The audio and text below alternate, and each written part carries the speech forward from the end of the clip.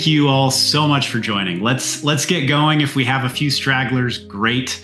Really appreciate you all taking the time today. Mike, I know you've done a brief intro as part of our where are you joining us from, but what else would you like to share with the group here about kind of your background and what you're bringing us today to this webinar? As I mentioned earlier, 37 years of manufacturing experience. And it was a fantastic career. Started working actually with the Leadership Circle probably, I don't know, two-thirds of the way into my career at Honda. And it was eye-opening, life-changing. We used the Leadership Circle as a method to grow talent within the company. And I loved working with our young leaders, preparing our young leaders for the future. So probably I want to say the last third of my career was focused on growing talent for the future. When I retired 5 years ago, which is it's hard to believe, but it's been 5 years now, I set my sights on coaching and got my certifications and have been doing it and love it. I live my life focused on a purpose, and I love engaging with my clients on, asking the question, what is your purpose? And I look at my purpose as, helping leaders achieve their dreams. I want to help people get to where they want to go. I want to help them to, identify their blind spots, work through those blind spots so that they can become the best versions of themselves. And I had an interesting conversation with my granddaughter yesterday. Like I said, she's 7 years old playing softball, and she always wants to play, catch. And I asked her, I said, why do we do this every day? And she goes, what do you mean? I said, well, what's the purpose? And she goes, I want to help my team. And it was just a proud moment for me, hearing her talk about, I just want to help the team. I want to help the team to get better. So that's a little bit more about me. I love that. Thank you so much for sharing that, Mike. And it's already obvious, I'm sure, to any of you who don't know Mike or didn't know his background, but I don't know that we could have a better person joining us today, period, because Mike's a great person, but also to help guide us through kind of this really interesting conversation of the intersection of leadership and manufacturing. And so just super grateful, Mike, to you for taking the time and really excited to learn together. So it's a pleasure. It's a pleasure to be here, Jud. So thank you. Thank you. Yeah, looking forward to this as well. Love it. Love it. So let's jump in. And while this webinar is not about Leadership Circle, there is some important context that I'd like to set really quickly about the Leadership Circle framework and Leadership Circle profile, also known as the LCP, because the remainder of our conversation is going to be, the format's going to be, we're going to surface some interesting data as we have dived into our database, and I'll talk a little bit more about that. And then we're going to, turn to Mike to make sense of it and to, bring his experience and some insights from it. And so, if this webinar is anything like our other webinars, we likely have a mix of people today. Some of you familiar with Leadership Circle and the LCP, and some not. And we love that both types are here. So with that, maybe a minute or two of context. Like, I could spend hours here, and I promise you I'm not going to, but this context will help set the stage for the rest of the conversation. So what you're seeing here is a simplified version of the Leadership Circle profile. The actual profile is much more detailed, but for today's purposes, what you're seeing here is a simplified version. And I think the information that's probably most important for today is that the LCP is a research-based 360-degree leadership assessment, and it maps how a leader's internal operating system, their beliefs, their assumptions, their motivations shows up in external leadership behaviors. And the LCP is unique in that it integrates two dimensions, and that's what you're looking at here. On the top, creative competencies, and there are 18 of these that we measure. And creative competencies are they're leadership behaviors that are generative. They provide energy. They are collaborative in nature, and they scale. And so that's the creative half. And of course, we could say so much more about that. These are things like interpersonal intelligence is one of them, composure, integrity, strategic focus, decisiveness, and a lot more. So just to give you a sense of the top half, the bottom half is reactive tendencies. And there are 11 of these. And these are, conversely to the creative competencies, these are self-limiting behaviors that often emerge for leaders when they're under stress or pressure. These are things that do not scale. They draw or take energy. They're inherently focused on the self. And while they often have gifts, they will inevitably, leaders who lean into reactive tendencies will inevitably hit a ceiling where those tendencies will no longer serve us. So these are things like pleasing, critical, autocratic, perfect, and more. So that was the hopefully minute or two, I didn't time myself, but a version of something that's of a tool that's so in depth and beautiful. And so I know there's a million things that I left out, but hopefully that's enough to kind of prime the rest of the conversation. Mike, before we jump in, anything to add, anything you think that, I missed or you'd like to add on around Leadership Circle and the LCP that you think is important? I think you covered everything. The only other thing that I was thinking about is a lot of people think it's just focused on their career, but one of the things that I've learned about the Leadership Circle profile is it changes who you are as a person, not only at work, but your personal life as well. So I just want people to realize that. Oh, I love that ad. And I can tell you that that's been true in my life as well. It's part of the reason I'm so passionate about this work. Yeah. And so I love that. Thank you, Mike. And I know that about you as well. So um, the reason that, amongst what I've already shared, but the reason that I thought it'd be really important to cover this is the format for today, like I talked about, will be surfacing data from our database. And just to give you a sense, we've been collecting this data through assessments for a couple decades now. And in our database, we have self-assessments from more than 600,000 leaders and their raters or evaluators more than 3 million. And so we have this ginormous database. And what we've done for today's webinar, what we thought would be interesting is let's filter out manufacturing leadership within that database and compare it to other industries to get a sense for, what's going on in manufacturing leadership, what can we learn. And so that's kind of the format for today. So with that, let's dive into the first data point that surfaced as we looked at all this data. And that is where manufacturing leaders fall on overall creative scores. So you see that one on the far left, on reactive scores, and that's in the middle, and then on leadership effectiveness in general. So starting with the creative half of the circle, that upper half that we talked about, manufacturing leaders have the lowest average creative scores of any industry. And we looked at a breakout of 25 industries. So at 44%, that's the lowest of any industry that we saw, which, is really interesting. And we're going to get to Mike's thoughts and interpretation of this.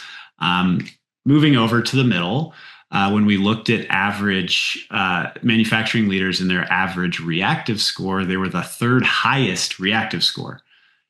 And once again, pretty interesting among 25 industries. And then lastly, not surprising given the first two, the lowest average leadership effectiveness for leadership leaders in manufacturing. So that tells a pretty interesting story at the 30,000 foot level of what potentially is going on. So, with that, Mike, curious to hear maybe, my first question on this. That was a lot of numbers. I recognize that. We're going to get into the sense making of that. When you first saw those numbers, did that surprise you? And why or why not? Well, first off, the data is very compelling. I'll tell you that. The thoughts that were running through my head as I was listening to you speak, really made me think about how complex manufacturing is. It's very complex. I mean, manufacturing leaders have to deal with a wide range of issues throughout the day. And sometimes it changes just like that. You come in with a plan, that plan suddenly gets interrupted by something that's going on within the plant. So there's a broad range of issues that have to be dealt with in manufacturing. And I'm not taking away from the other sectors that you have, the other data that you have for the other sectors as well. I mean, but I do think it's the complexity because we used to separate it like this, people, processes, and product. So we put it into those three categories. But when you mix it all together, manufacturing leaders, they're trying to balance operational efficiency, quality control, safety protocols, regulatory compliance, cost issues, which leaves little margin for risk taking or experimentation, which are two hallmarks of creative leadership. So in environments where precision and predictability reign, the appetite for uncertainty is naturally suppressed. There's also this deeply ingrained culture of process discipline, refined by decades of technical expertise, which can stifle unconventional thinking or bold innovation, especially when you're speaking about leadership, which means manufacturing leaders tend to lead more with their heads, not so much their hearts. And really what we're trying to get is that balance of head and heart. So those are the thoughts I had as I looked at the data. Oh, that makes a ton of sense, and so appreciate your sharing your experience there. I'm curious. I know about this, given the marketing work that we've done at Leadership Circle around your work at Honda. But I think the group would benefit from maybe you diving in a little bit your experience at Honda. And I have a bunch of specific questions about that we can get into, but want to maybe set the stage for you to give an overview of kind of what you saw there, why you brought in the Leadership Circle profile, and maybe some of the impact you saw from that. I think back to my first Leadership Circle profile, and I want to add some context to this. So I had just moved to the Georgia facility. The Georgia facility was 5 years old, so a very young team, very inexperienced team, struggled to achieve the targets that we had. So it put me into this, I'll say, high controlling behavior, trying to, we figured, we tried to, or at least our thought process was if we worked hard, we could achieve what we were trying to achieve.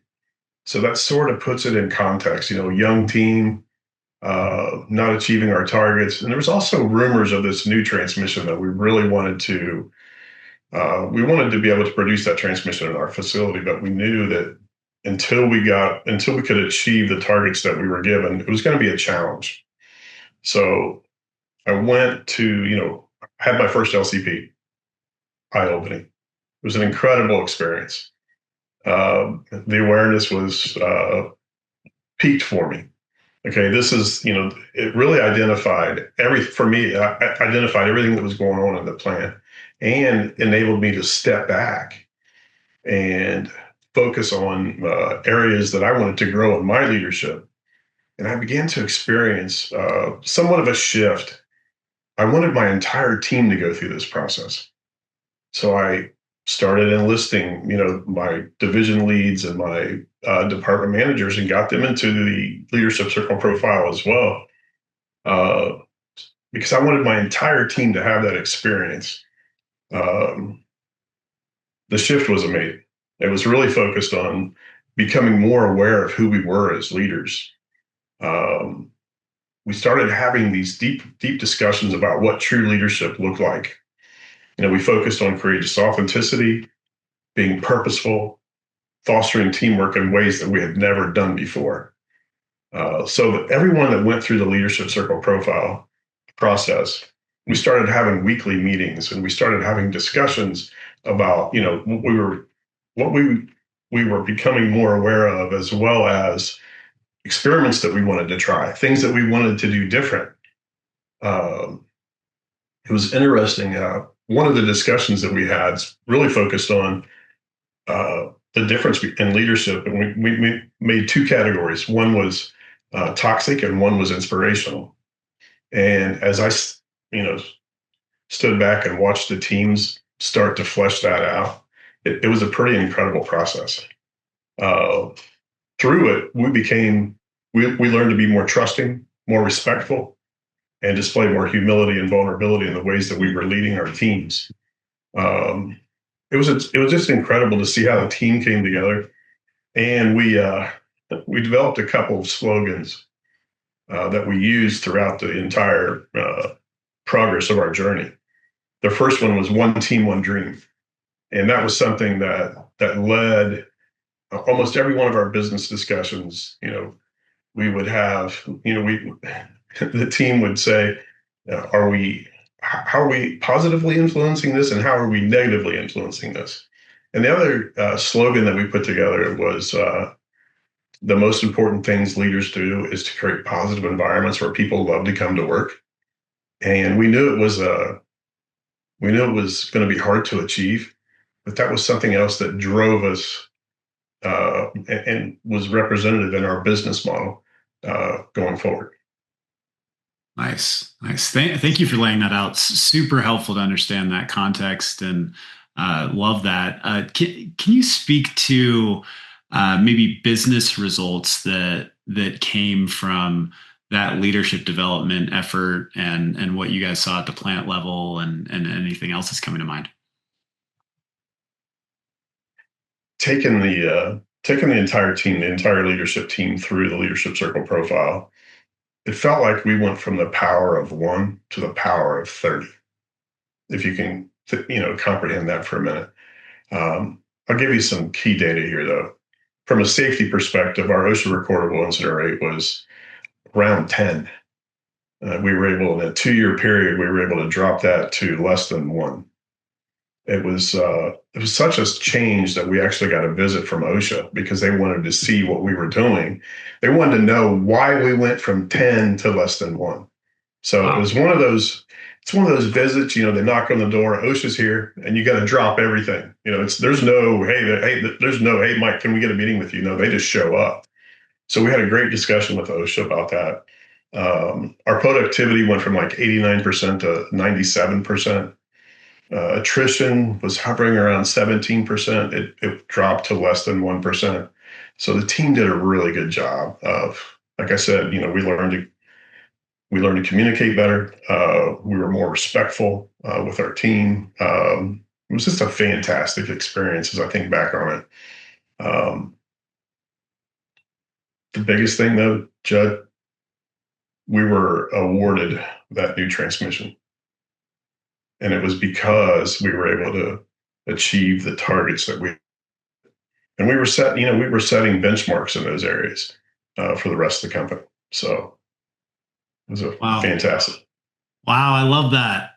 Thanks for laying that out. I think it speaks to a lot of really interesting pieces. But one thing that just came to me is, often leadership development can feel like or be seen as a nice to have, right? Like, this is a luxury if we got time for it, if we have some budget left over. And, I imagine the fact that, many of you are on this call, you may not share that perspective, but, Mike, what you just spoke to is like, this isn't a nice to have, this is essential. Like, putting in the work for true leadership development, for team development, team effectiveness, like, it has a tangible result on the business metrics that matter. And like, I love to hear that. And I think we need more of that attitude as we go out and we're talking and looking for ways to incorporate this into organizations, our own or others. Is, this isn't just a nice to have. Like, this is essential for this team and company, in this case, plant's success. So I love that. Yeah, Jud, you and I have talked about this before. Your business imperatives will never out-achieve your ability to lead. So investing in your leadership, I'm telling you, it leads to bigger, better, awesome things. Love that. Before we jump into the next data point, which I'm also excited to do, I would be remiss as an optimist to not make the following comment, which is I recognize we kicked off this section with three data points that are heavy, right?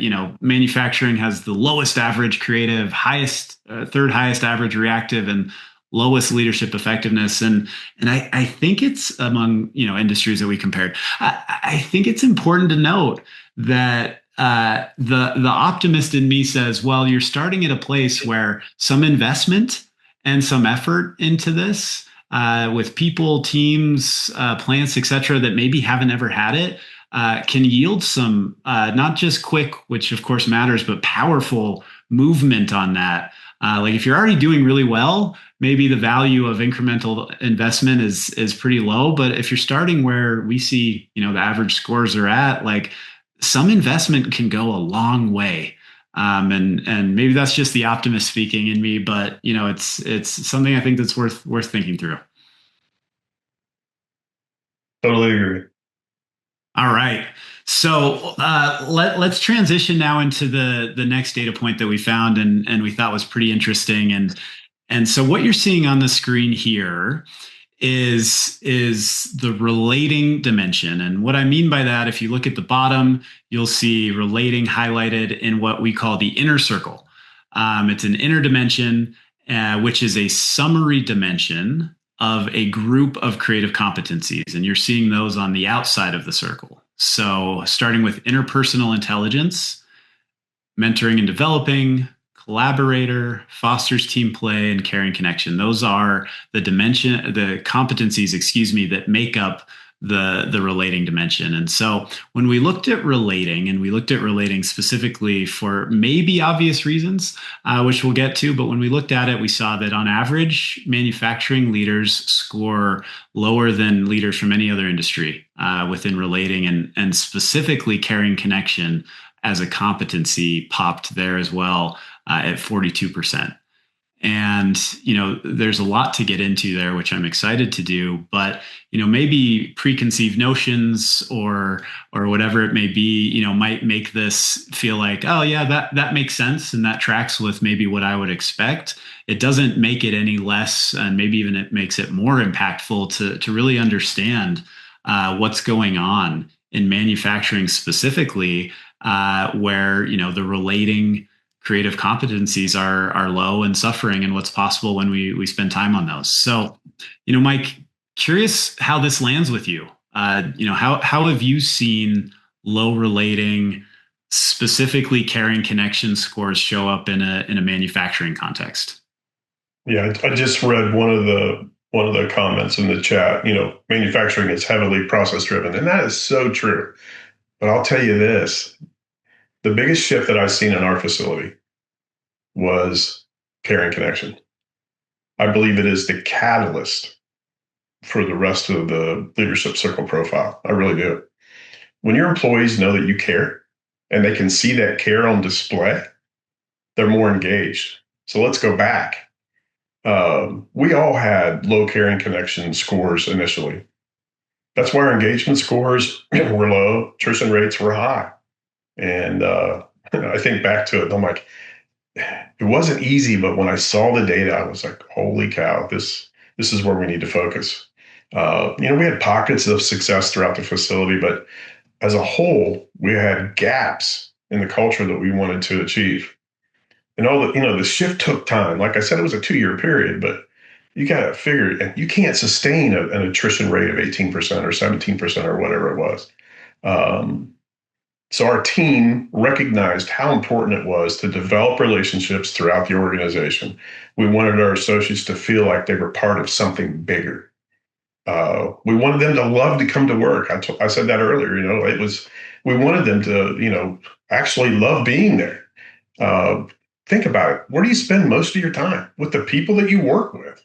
So you want to do it in the most enjoyable, productive, loving way that you can. So like I said, we learned to communicate in ways that we had never communicated. We started, having town meetings where we were sharing our business results, what we were trying to achieve, and how important it was for everyone on the team to contribute. We were doing roundtable discussions with our associates. And as I said earlier, the results were pretty incredible.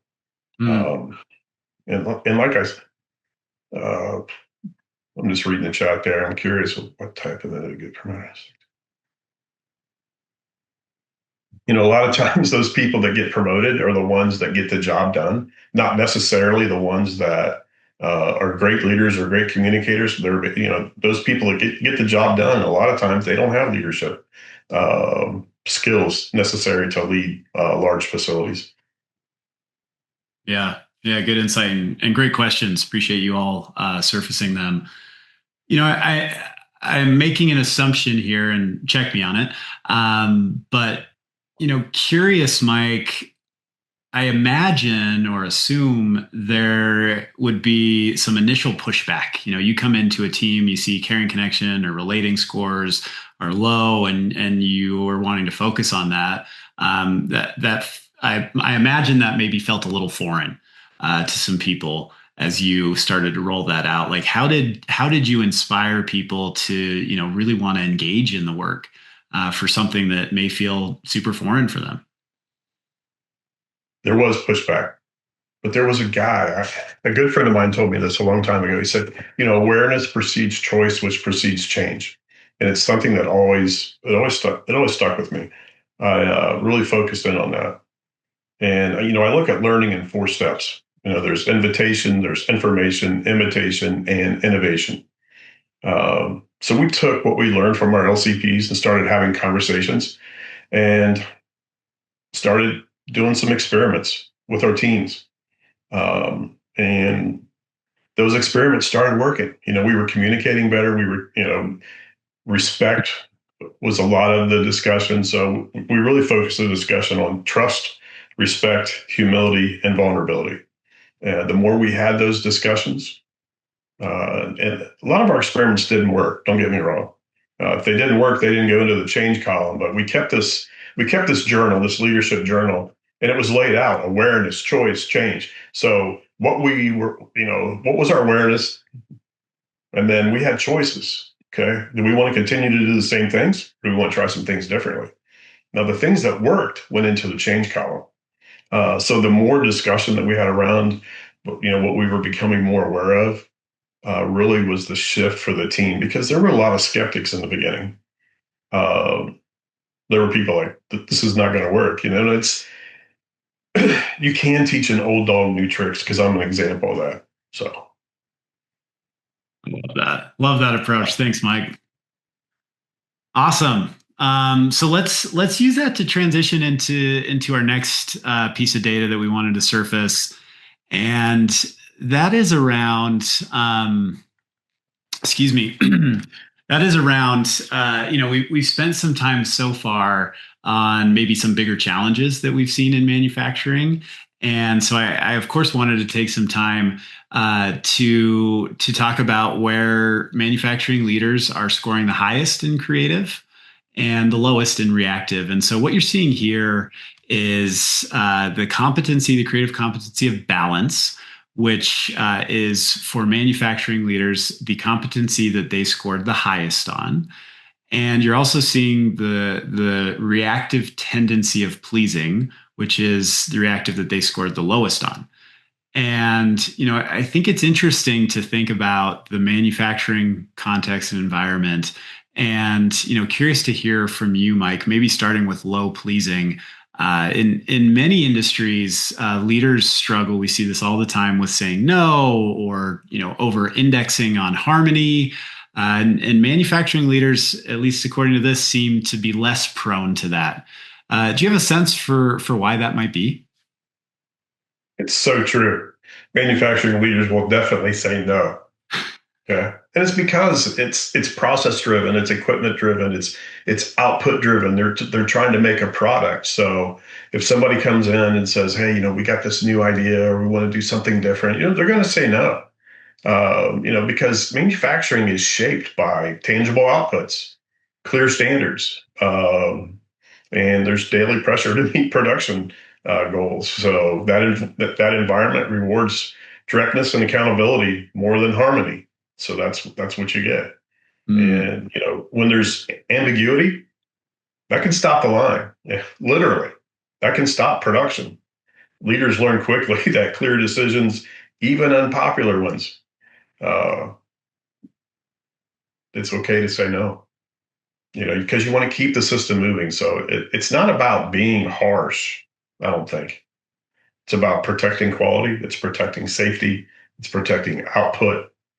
Uh, and in a lot of cases, it's protecting people as well. So I take to say no. Yeah, yeah, great perspective there. I love that. On the creative side, we saw that balance was the highest competency, and for manufacturing leaders. And having lived in this world, what do you think drives that strength? Is it the nature of the work, the culture, something else? I think it's culture and it's people. So you know, as you noted, balance shows up as a strength for manufacturing leaders because the work itself demands it, if that makes sense. Production is a constant exercise in trade offs: quality versus speed, cost versus safety, short term output versus long term sustainability. Leaders in this world can't afford to lean too far into any one direction. The system forces them to weigh competing priorities daily. Um, I think culture plays a role because manufacturing environments are team oriented with interdependent processes.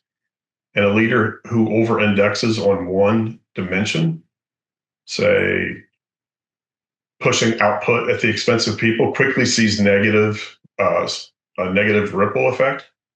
So I'd say it's both. It's the nature of the work that develops a skill and the culture that reinforces it, if that makes sense.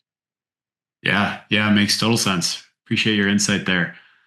So that brings us to kind of our last data point we wanted to surface, and then we will jump into some Q&A. So if you haven't asked questions already, get them ready and throw them in chat, and we're happy to address anything that's on your mind. So, with this one, maybe a teeny bit more context on some of what we see when we've researched into our database. Um, and that is that among the 18 creative competencies, two stand out as the most highly correlated to leadership effectiveness. And, surprise, surprise, because they're the two ones we're showing here. Those two are purposeful and visionary and fosters team play. And so, when we looked at the data for manufacturing leaders, we had a curiosity like, how are they showing up on these two very important creative competencies?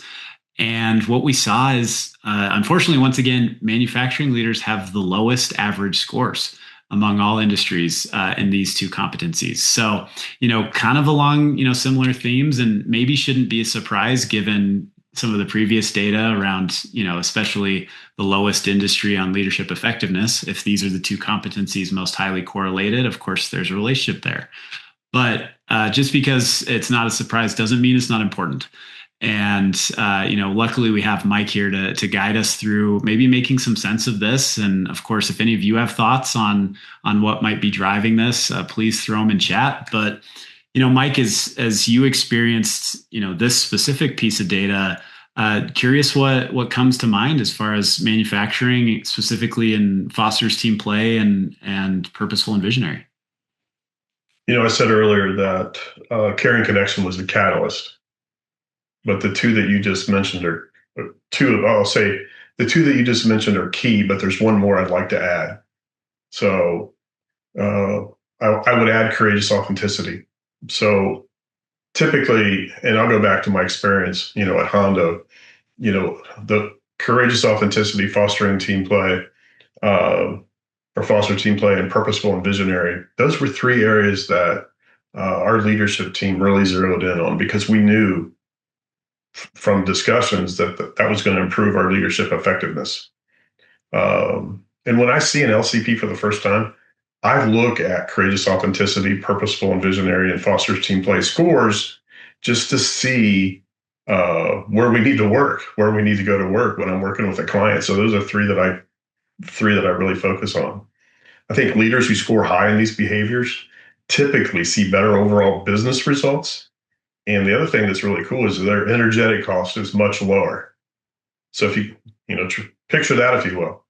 You're working hard, but are you working hard on the right things? Um, I think back when we took our entire team through the process, as I mentioned earlier, we went from the power of one to the power of 30 because we were all, you know, we were on the journey together.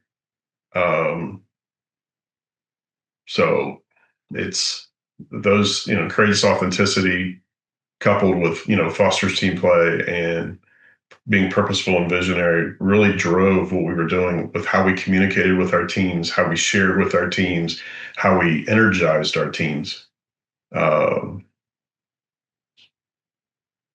so those are my thoughts on that. I mean, it's very compelling data.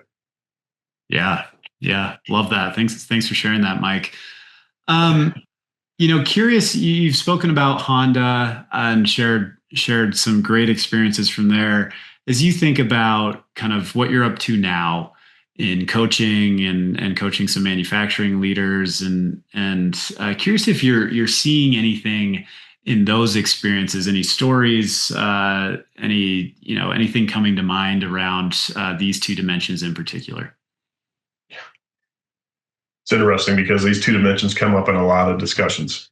Yeah, I'm working with several clients right now, and one in particular that I can think about. We just had a discussion, and he said the one thing I want to try to get better at is to better understand when to stop talking, and that really aligns with fostering team play. So we've had a lot of discussion around that. I mean, it's foster team play can lead to deeper levels of respect, greater levels of trust, but it's really elevating the people around you. So, as leaders, sometimes we think we have to have all the answers, and that is so untrue. When we can step back, learn to yield, not everything has to be your idea. You don't have to have the last word. You really elevate the team. And that's what fostering team play is really elevate. How well do you elevate your team? So it's been a great discussion with a number of my clients, but the one in particular I talked about, he's like, the one thing I want to get better at is I want to understand when I need to stop talking. So we've been having a lot of discussions around that question. So, I love that. I love that. Sarah Stahl, you've got a raised hands. Do you have a question? I do. A question came in that was just asking for a little more clarity. Michael, you mentioned just a minute ago about the energetic cost. Could you say a little bit more about what that means? Yeah, it's a great question, by the way, and I love this question. As you elevate your team, as you invest in their development, you learn to yield. You start to see them making decisions that they probably would have came to you before. You see them empowering their teams.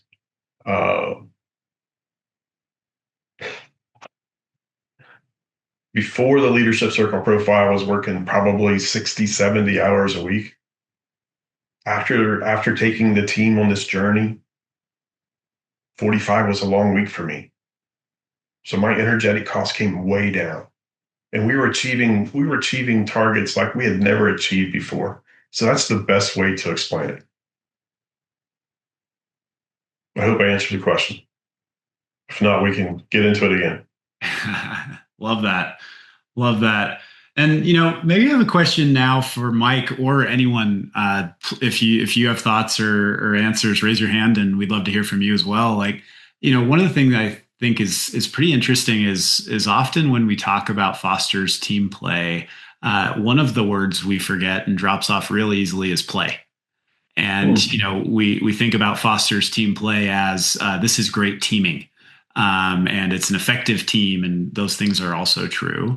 But I think play doesn't quite get its due in some of this. And so I'm curious, anyone really, Mike included, how do you promote an environment of play, of team play in a manufacturing context where maybe that might even feel a little less natural than some other contexts?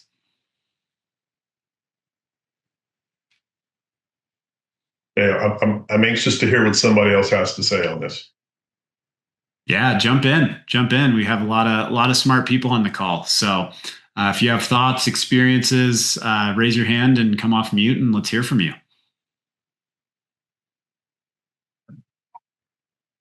while people are doing that, I'll give you my thoughts on this topic. So we had this discussion surrounding whether we suck the life out of the room or we breathe life into the room. Part of breathing life into the room or into the environment was it was okay to have a little fun. Okay, we wanted to have fun with what we were doing. So it wasn't sarcasm either. It was wholesome fun with what we were doing. Because, like I said earlier, you spend a lot of time with these people, so you want to enjoy what you're doing. And a lot of times that joy is, cheering on your workers, your fellow associates, your employees. Just bringing a level of, gratitude, humility, create a lot of opportunity for us to have fun. Anybody else? I'm curious what others would say on this.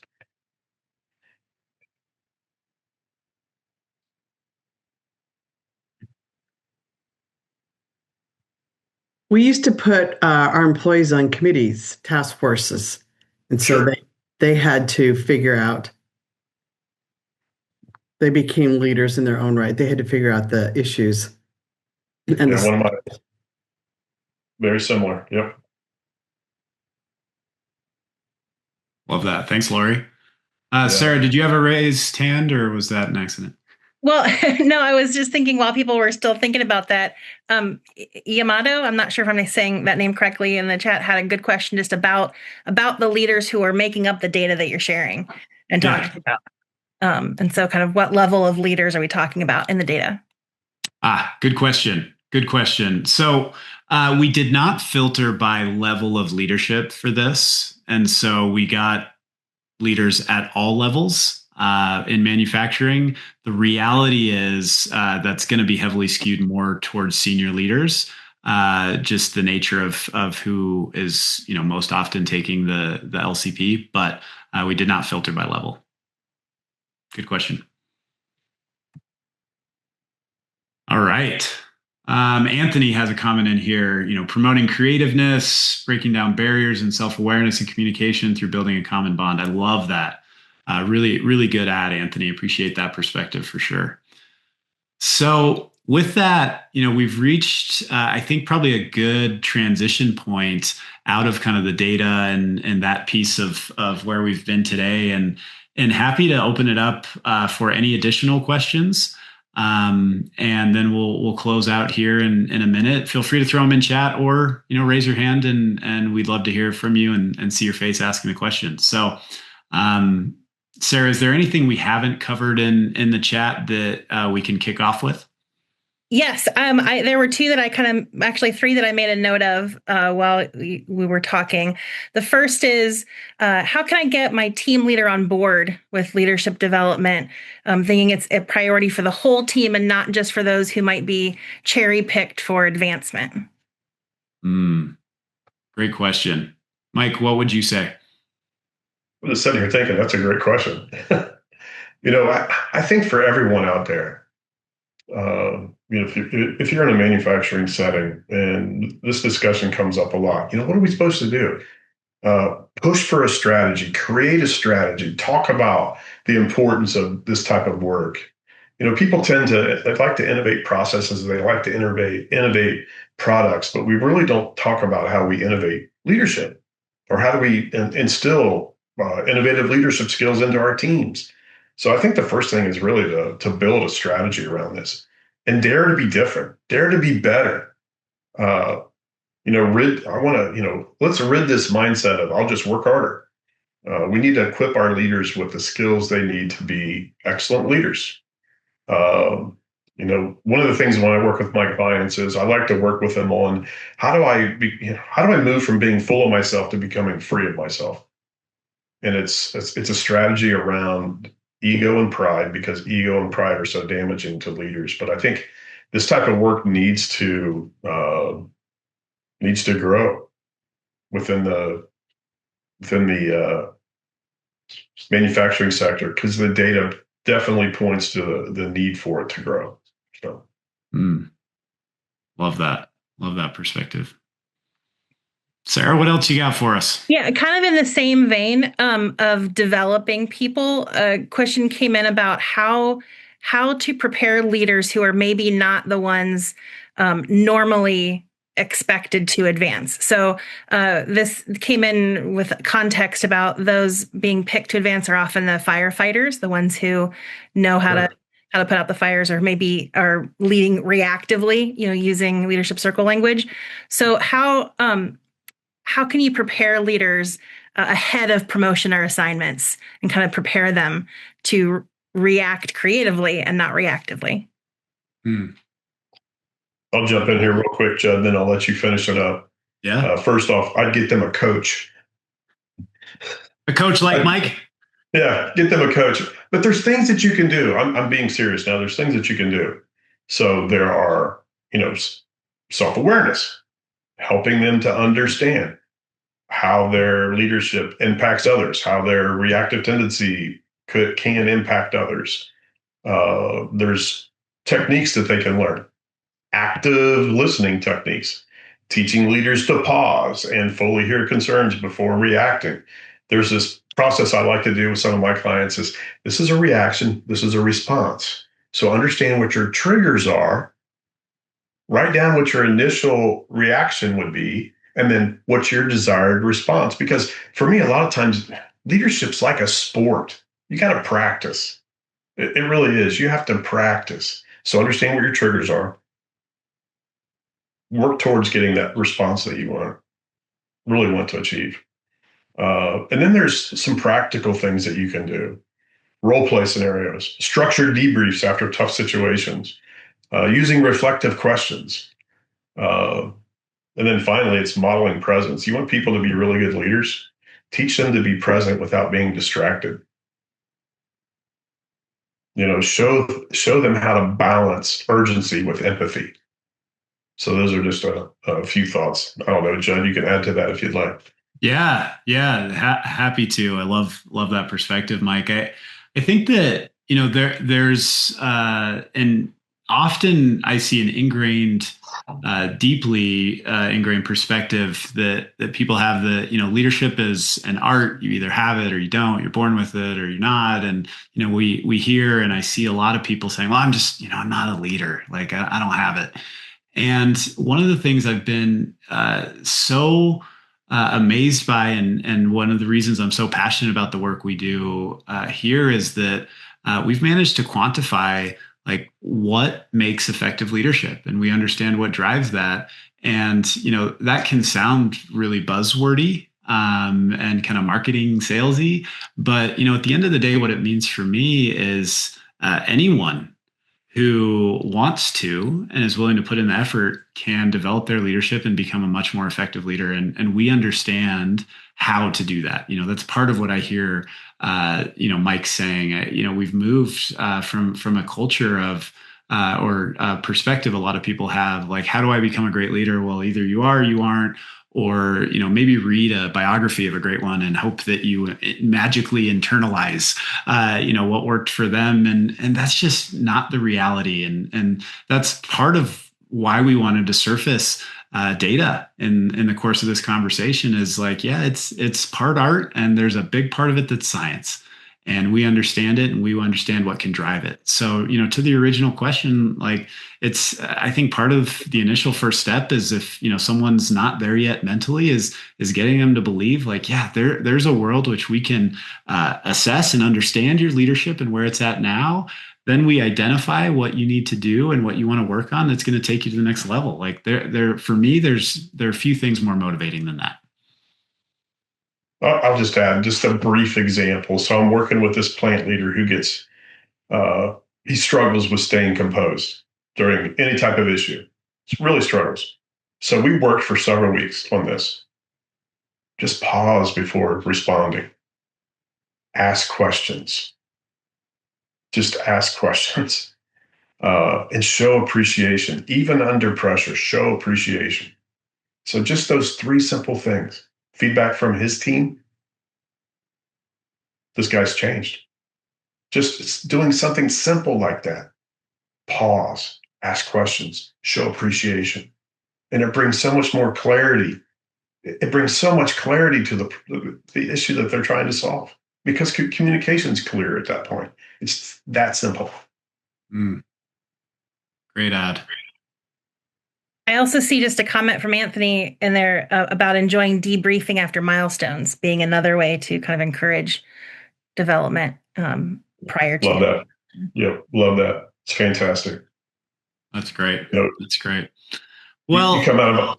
Go ahead. No. You're good. Finish your thought, Mike. Well, what I was thinking is you come out of those high pressure situations, and maybe some things didn't go as well as what you expected.